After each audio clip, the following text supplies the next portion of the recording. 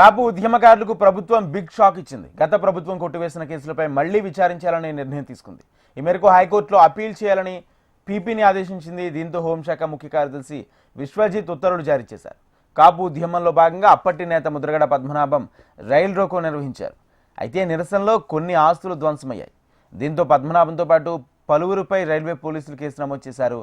అయితే సుదీర్ఘ విచారణ అనంతరం ఈ కేసును విజయవాడ రైల్వే కోర్టు కొట్టివేసింది.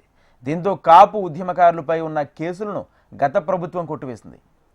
ఇప్పుడు ఈ కేసులపై దృష్టి పెట్టిన కూటమి ప్రభుత్వం కీలక నిర్ణయం తీసుకుంది.